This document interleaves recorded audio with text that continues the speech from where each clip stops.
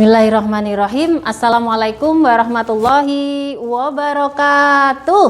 Waalaikumsalam warahmatullahi wabarakatuh. Selamat siang Bapak Ibu, guru-guru SD Muhammadiyah Tegal Gede. Gimana keadaannya hari ini? Sehat? Bahagia? Alhamdulillah. Lah, untuk hari ini saya akan mensosialisasikan modul 1 dari pendidikan guru penggerak yang belajar di guru penggerak selama 3 bulan. Itu saya mempelajari modul 1. Modul 1.1 yaitu filosofis pendidikan nasional Ki Hajar Dewantara. Dan yang modul 1.4 yaitu budaya positif. Kita lanjut ke materi yang pertama yaitu modul 1.1 filosofis pendidikan nasional Ki Hajar Dewantara. Pendidikan itu menurut Ki Hajar Dewantara itu apa? Yaitu memberi tuntunan terhadap segala kekuatan kodrat yang dimiliki anak agar ia mampu mencapai keselamatan dan kebahagiaan yang setinggi-tingginya, baik sebagai seorang manusia maupun sebagai anggota masyarakat. Dari pengertian dari pendidikan ini adalah ini: memberi tuntunan terhadap segala kekuatan kodrat yang dimiliki oleh anak. Ternyata anak lahir itu dari teori tabula rasa, itu seperti kertas kosong, itu kan. Ternyata itu dibantah total dengan Ki Hajar Dewantara. Anak lahir itu sebetulnya sudah mempunyai ibarat kertas itu sudah ada garis-garis tipis. Kita sebagai pendidik itu tinggal menebalkan garis-garis tersebut. Jadi kita tidak bisa memaksa mereka menjadi ini, menjadi itu, karena memang kodrat mereka sudah ia bawa sejak lahir. Kodrat di sini nanti ada 2. Kodrat alam dan kodrat zaman. Kodrat alam ini dimaksudkan dia itu tinggal di mana atau berada di lingkungan mana. Alam. Contoh, belajar di daerah pantai, diajari bercocok tanam. Kira-kira cocok apa tidak? Tidak. Nah, lalu seperti itu, sesuai dengan kodrat alam. Kodrat zaman itu juga pendidikan kita tidak harus seperti yang dahulu membaca itu harus per huruf, dirangkaikan per suku. Itu zaman saya waktu SD kelas 1. Itu kalau kita terapkan ke sekarang, enggak zaman. Karena sekarang anak-anak kita sudah memakai gadget. Buka YouTube saja, klik langsung. Lebih cepat. Jadi kita pendidikan itu harus sesuai kodrat alam dan sesuai kodrat zaman. Nah, tujuan pendidikan ya di sini nanti kita akan istilahnya akan diukrik-ukrik tugas kita. Kenapa kok tujuan pendidikan kita kemungkinan sekarang sudah agak melenceng, okay? Ini menuntun segala kodrat yang ada pada anak-anak agar mereka dapat mencapai keselamatan dan kebahagiaan yang setinggi-tingginya, baik sebagai manusia maupun sebagai anggota masyarakat. Oleh sebab itu, pendidik itu hanya dapat menuntun tumbuh atau hidupnya kekuatan kodrat yang ada pada anak-anak agar dapat memperbaiki lakunya atau bukan yang dasarnya hidup dan tumbuhnya kekuatan kodrat anak. Di sini adalah guru itu katakannya tadi cuma menuntun, bukan menciptakan. Lah, dalam menuntun laku dan petuan kodrat anak, KHD mengibaratkan peran kita itu seperti petani atau tukang kebun. Apa maksudnya seperti itu? Petani sekarang kita contohkan petani jagung. Seorang petani dia membeli bibit jagung. Diibaratkan petani tersebut itu adalah guru. Ya. Dia membeli bibit jagung, kemudian dia tanam. Tek, tek, tek, tek. Si petaninya santai, udah tak biarin aja. Kan yang penting kena air hujan. Itu yang petaninya yang kurang bertanggung jawab. Beda dengan petani yang bertanggung jawab, membeli tanahnya sebelumnya diberi pupuk dulu supaya subur, kemudian ditanami, kemudian diatur mengenai pengairannya, kemudian dipupuk, dan semuanya disiangi, diatur setiap hari, maka hasilnya dengan petani yang pertama dengan petani yang kedua, kira-kira bagus yang mana? Petani yang kedua. Begitu juga dengan guru. Guru itu ibaratnya mereka mendidik murid. Jika murid itu diajari benar-benar dengan setulus hati, dengan penuh kekuatannya, maka anak itu pun juga akan menjadi orang yang lebih berguna di depannya. Kita lanjut. Nah, dalam proses menuntut anak diberi kebebasan, namun pendidik sebagai pamong dalam memberi tuntunan dan arahan agar anak tidak kehilangan arah dan membahayakan dirinya. Jadi ini guru itu walaupun dia hanya sebagai untuk penuntun, tapi dia juga tetap sebagai pamong. Pamong itu ngemong, istilahnya seperti itu. Jadi anak kita biarkan mereka merdeka belajar, tetapi kita tetap menuntun mereka untuk tetap pada koridor yang positif, yaitu budi pekerti. Menurut KHD, budi pekerti atau watak atau karakter merupakan perpaduan antara pikiran, perasaan, kehendak, kemauan sehingga menimbulkan suatu tenaga. Ini secara ngetrennya itu terciptanya antara cipta, rasa, karsa, dan menjadikan sebuah karya. Sekarang kita ice breaking dulu ya, biar tidak tegang ya. Kita mulai ya. Tepuk semangat ala Koboy. Semangat, semangat. Yeha. Semangat, semangat. Yeha. Tepuk tangan dulu.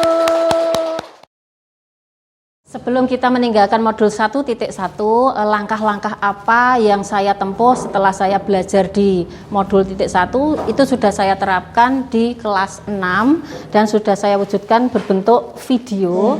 Siswa saya ajak lebih banyak untuk bermain, tetapi bermain yang menuju ke belajar.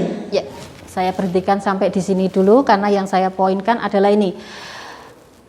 Bapak Kiai Hajar Dewantoro itu adalah pendiri dari Taman Siswa. Kata taman itu berarti kan tempat untuk bermain. Lah tadi kita sebagai pamong itu adalah seperti itu. Menjadikan sekolah itu sebagai tempat bermain. Yang namanya bermain kan tidak harus di kelas, nggak harus duduk, nggak harus terfosir ke papan tulis. Lah itulah yang harus kita ubah mindsetnya mulai sekarang. Lah bagaimana kalau bermain di kelas bisa nggak? Bisa. Contoh seperti tadi saya matematika, karena matematika itu kan ilmu apa yang paling itu adalah perkalian pembagian itu. Perkalian kalau kita suruh menghafal 5 kali 5, 6 kali 6, bosen. Sekarang hafal, besok lupa.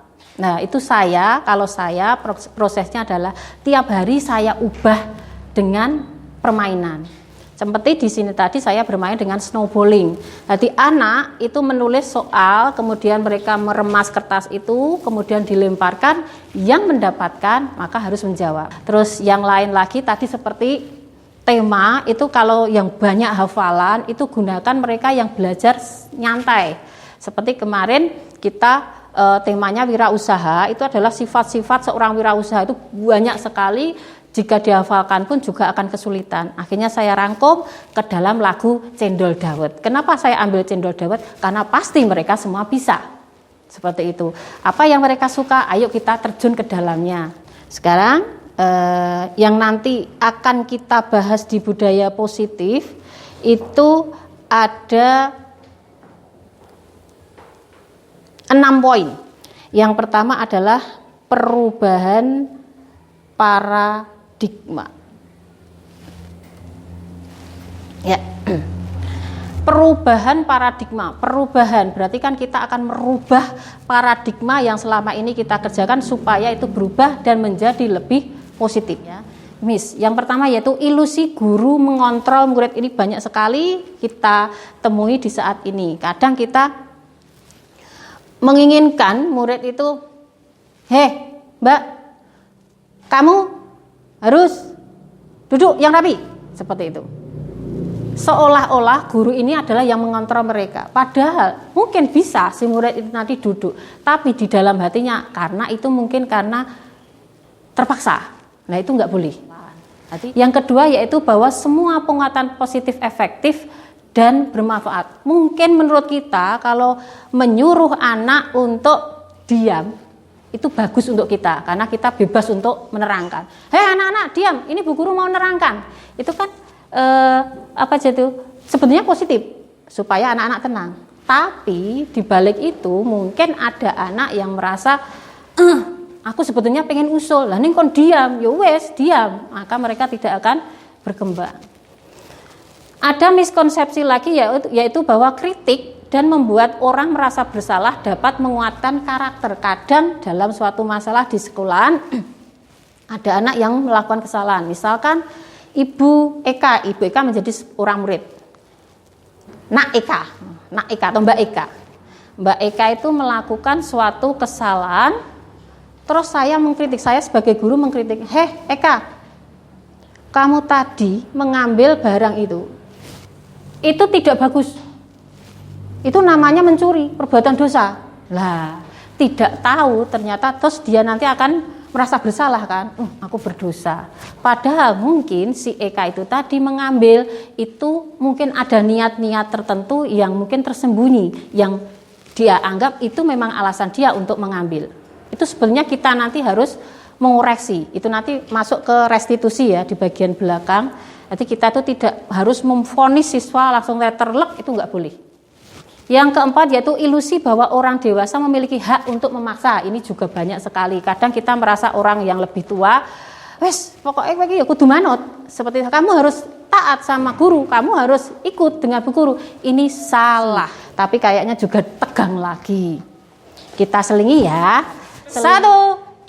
2, 3. Tepuk tangan semua. Makna kata disiplin adalah yaitu sering dihubungkan dengan hukuman. Banyak orang mengatakan kalau disiplin itu adalah pasti hukuman. Padahal itu sangat berbeda.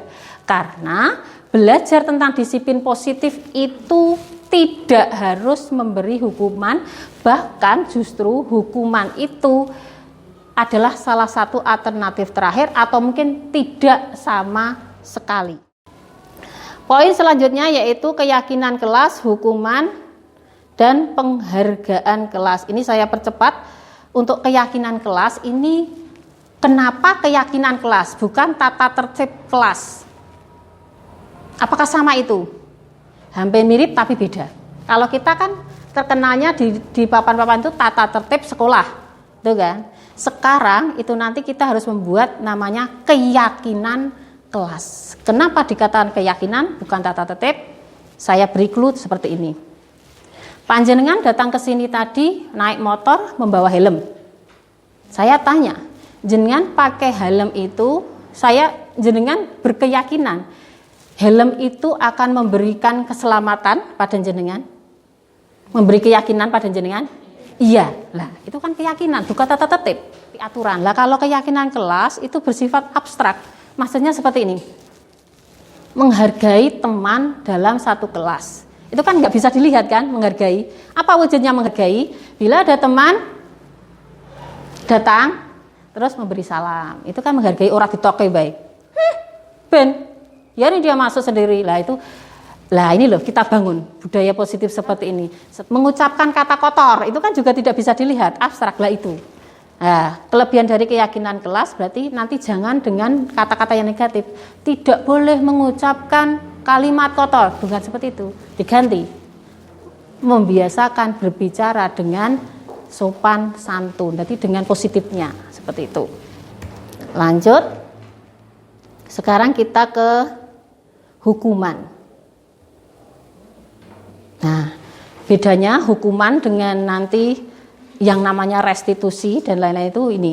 Hukuman itu bersifat tidak terencana dan tiba-tiba. Anak atau murid itu tidak tahu apa yang akan terjadi dan tidak dilibatkan.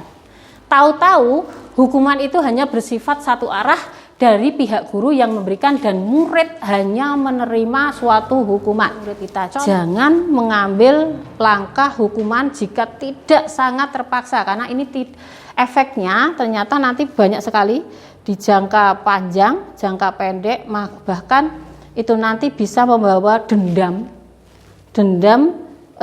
ke seumur hidup, maksudnya seumur hidup dia akan sampai tua pun akan teringat. Lah, kita lanjutkan tadi hukuman, sekarang penghargaan. Ternyata penghargaan itu sendiri mempunyai efek 5 ini. Ada justru itu adalah menghukum seseorang, ada penghargaan yang tidak efektif, penghargaan yang merusak hubungan, penghargaan yang mengurangi ketepatan, dan penghargaan yang menghukum. Sampai di sini dulu, mungkin ada pertanyaan. Ya, Bu Rista, monggo. Sedikit dari yang jenengan tuliskan itu ada penghargaan yang menghukum. Apa maksud dari penghargaan? Ya, penghargaan menghukum. Ini seperti kita ambil dalam dulu era kita rapotan belum K13 ini, nggih. Di rapotan itu ada peringkat. Ya, ada peringkat. Peringkat 1. Dia nanti, ya kita panggil Mbak Kusuma juara 1, semuanya memberi aplaus, memberi penghargaan. Tapi yang juara 2 dan juara 3, aku nggak dapat juara. Lah, dia merasa dia lemah, dia merasa dia kalah, itulah yang dinamakan menghukum. Maka dari situ dengan perubahan kurikulum, itu hanya contoh, nggih. Mungkin banyak lagi perbuatan seperti itu, yang satu diberi penghargaan tetapi yang lain merasa dia adalah menjadi hukuman buat dia. Yang mendapatkan penghargaan Kusuma, yang mendapatkan hukuman itu mungkin Rani karena merasa dia tersisihkan. Itu yang dinamakan penghargaan. Jadi ternyata tidak selamanya penghargaan itu bernilai positif. Nih, seperti itu. Ya, kita lanjutkan ya. Tapi sebelum kita lanjutkan lagi ice breaking dulu biar tidak bosan. 1, 2, 3. Cacak cacak dedendang, dang dang merayap, datang seekor nyamuk, hap lala ditangkap. Ayo, ditangkap siapa tadi ya? Tepuk tangan untuk kita semua. Ya, sekarang kita lanjut materi yang selanjutnya, yaitu kebutuhan dasar manusia. Lah, ini saya percepat juga. Ada 5 kebutuhan dasar kenapa mereka melakukan suatu hal yang negatif, pasti ada alasannya. Inilah alasannya. Kadang karena mereka untuk kebutuhan hidup seperti tadi. Mungkin Ekan tadi mengambil makanan temannya. Ternyata karena di rumah dia memang nggak punya makanan.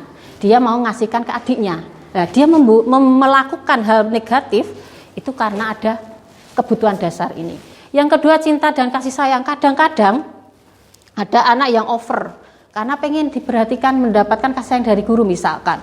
Gurunya merangkal, dia cuma usuk saja pengen ini biar nanti guruku mendekati aku kok. Lah seperti itu, dia haus kasih sayang. Mungkin di rumah ibunya nggak pernah megang dia. Jadi dia merasa guruku itu harus aku miliki supaya aku mendapat kasih sayang. Akhirnya dia melakukan hal yang negatif. Penguasaan. Saya bangga kok kalau nanti semua kelas itu manut saya. Nah, seperti itu. Itu dia akhirnya membuat kegaduhan supaya semuanya takut. Akhirnya semua, iya mas ketua lah, seperti itu. Kebebasan, pengennya dia bebas, itu juga akhirnya dia memberontak lah, hal negatif dia lakukan. Kesenangan, ini juga seperti nanti video saya ada namanya di restitusi, dia mencari kesenangan dengan cara membuat kegaduhan di kelas, akhirnya dia melakukan hal-hal yang negatif. Lanjut, materi selanjutnya 5 posisi kontrol. Nah, ini guru. Guru itu seperti ini. Posisi kita ada 5. Ini semua tentunya mungkin memang pernah kita alami, tapi yang paling bagus adalah manajer. Penghukum itu istilahnya guru itu hanya menghukum. Contoh tadi, Laura itu terlambat, langsung, Laura, kenapa kamu terlambat? Belum dia menjelaskan, keluar sana, berjemur di matahari nanti sampai asar. Asar. Itu penghukum, guru contoh penghukum. Sama seperti ini, tidak mengerjakan PR langsung, nanti buat tulisan. Saya tidak akan mengulang ini selama 100 kali. Itu termasuk tipe guru penghukum. Yang kedua, pembuat orang merasa bersalah. Ini kata-katanya lebih halus, seperti ini. Mbak Rista, kenapa kamu tadi terlambat sekolah?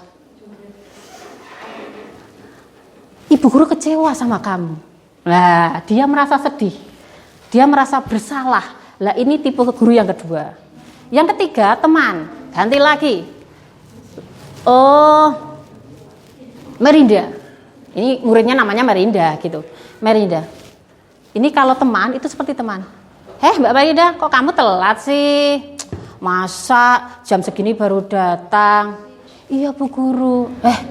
Pokoknya besok nggak usah lagi ya. Ini kamu udah terlambat. Oke lah, kamu duduk saja dulu. Nanti tak kasih tugas. Lah, seperti teman. Ini bagus, seolah-olah teman. Tapi ini juga akan membunuh siswa tadi karena iya kalau dia bersama gurunya. Kalau gurunya ini beda orang, dia akan merasa aku nggak punya teman. Nah itu, ini posisi yang negatifnya itu. Yang ketiga sebagai monitor atau pemantau. Ganti lagi, safety. Safety metodenya masih sama ya karena terlambat tadi ya, tapi kata-katanya di sini agak lebih menekankan pada sanksi. Safety, kenapa kamu tadi terlambat? Tapi nadanya datar, tidak seperti teman, tidak seperti penghukum. Safety, kamu tadi kok terlambat? Iya Bu, karena tadi suruh isah-isah sama ibu saya. Nah gitu. Nah, terus kamu tahu ini melanggar tata tertib? Iya Bu. Apa resikonya? Nanti kalau saya istirahat tidak boleh istirahat Bu. Ini posisi monitor atau pemantau. Jadi efeknya tetap menggunakan sanksi atau hukuman.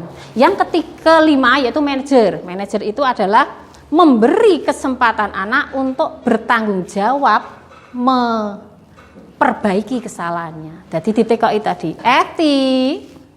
Coba sini. Tadi kamu terlambat kan? Nadanya itu datar tapi tidak seperti teman. Kalau teman kan tadi kamu tadi terlambat berarti kan kamu sudah menyalahi kesepakatan kelas, keyakinan kelas. Iya Bu. Kenapa kamu lakukan itu? Ya karena tadi saya disuruh ibu nyuci baju. Oke. Kalau begitu apa nanti yang akan kamu lakukan besok supaya tidak telat? Lah seperti ini. Apa yang akan kamu lakukan supaya besok tidak telat lagi? Berarti dia diberi kesempatan untuk memperbaiki atau bertanggung jawab apa yang kesalahan yang dia lakukan. Itu adalah 5 posisi kontrol guru. Ya. Sekarang kita lanjutkan yaitu restitusi. Ini materi yang terakhir. Restitusi itu apa? Nah, ini restitusi itu adalah proses menciptakan kondisi bagi murid untuk memperbaiki kesalahan mereka sehingga mereka bisa kembali pada kelompok mereka dengan karakter yang lebih kuat. Itu satu dari Gosen, yang kedua hampir mirip. Intinya yaitu memberi kesempatan mereka untuk mengubah atau memperbaiki kesalahan yang mereka perbuat. Ini yang harus kita tanamkan ke siswa ya. Jadi kalau mereka melakukan kesalahan jangan langsung penghukum. Jangan langsung merasa mereka bersalah. Pelan kita ikuti restitusi. Apa saja langkah restitusi? Ini saya lewati. Sekarang yang ini saja segitiga restitusi. Nah ini. Segitiga restitusi adalah 3 langkah yang kita gunakan untuk memperbaiki atau mengajak mereka mempertanggungjawabkan, memperbaiki kesalahannya. Yang pertama yaitu dengan menstabilkan identitas. Jadi jika anak bersalah itu kita panggil dulu, terus diem atau pelan-pelan. Jadi jangan langsung keras kepada mereka. Contoh, nggak apa-apa, setiap orang kan pernah melakukan kesalahan. Kamu nggak usah sedih ya, nggak seperti itu. Pertama itu dulu. Yang kedua yaitu validasi tindakan yang salah. Terus baru ditanya pelan. Kamu kan tentunya punya alasan mengapa kamu melakukan itu. Nah seperti tadi. Tadi pertama kan terlambat. Kebiasalah yang namanya manusia itu kan ya pernah salah. Kamu terlambat juga ya nggak apa-apa sih. Cuma kamu tadi terlambat karena apa? Nah, ditanya dulu. Itu divalidasi tindakan yang salah. Yang ketiga yaitu menanyakan keyakinan. Kalau dia sudah merasa kesalahannya itu apa, kita tahu, baru kita tanyakan. Berarti dengan kesalahan kamu tadi apa yang harus kamu perbuat untuk merbaikinya. Lah seperti itu. Itu akan lebih menimbulkan karakter mereka tanpa harus kita paksa lewat hukuman ataupun ancaman. Ya, berikut sosialisasi restitusi sebagai gambaran. Tadi kita mengembangkan 3 langkah validasi restitusi itu bagaimana caranya? Berikut. Kasus yang pertama, menjahili teman.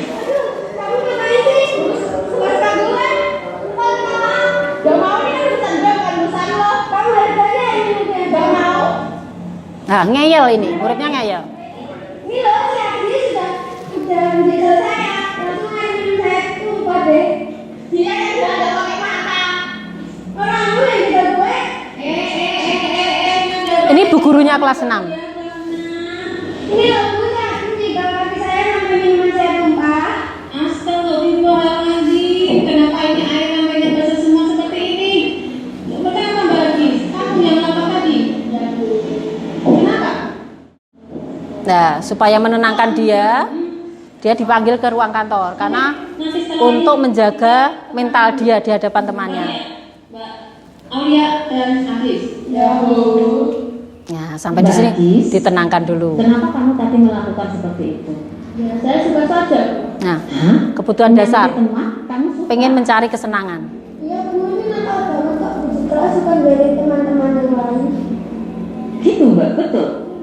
Karena saya melakukan itu sama Langkah pertama, saya. validasi tindakan yang salah. Ya karena kamu nakal. Jadi semua teman gak mau sama kamu. Oh, jadi Bu Guru tahu permasalahannya. Menstabilkan Ya. identitas. Ini Mbak Agis itu merasa tidak punya teman, dia ingin mencari perhatian teman-temannya dengan cara yang salah, yaitu menjahili temannya. Saya tahu berarti dia merasa dia tidak punya teman Mbak Aulia. Dan nanti setelah ini Mbak Aulia bersama teman-teman, tolong tuh jangan memilih-milih teman, semuanya jangan sama ya. Sesuai kesepakatan kelas kita, sesuai Keyakinan kelas kita, tidak boleh menyakiti hati teman satu kelas. Jika melakukan itu maka harus ya ikhlas enggak kalau saling memaafkan. Setelah ini nanti bermaafan, kemudian tidak boleh menjahili lagi ya. Yuk sekarang saya minta maaf. Ya. Iya, sip. Kasus 1 berakhir dengan perdamaian. Ya, itu tadi sekilas dari video pembuatan restitusi yang saya lakukan dengan siswa-siswi kelas 6. Ini adalah akhir dari sosialisasi saya. Mudah-mudahan dari sosialisasi saya pada hari ini bermanfaat untuk guru-guru semuanya dan mudah-mudahan bisa diamalkan di muridnya masing-masing. Sekian dari saya. Wassalamualaikum warahmatullahi wabarakatuh. Waalaikumsalam warahmatullahi wabarakatuh. Terima kasih. Tepuk tangan dulu.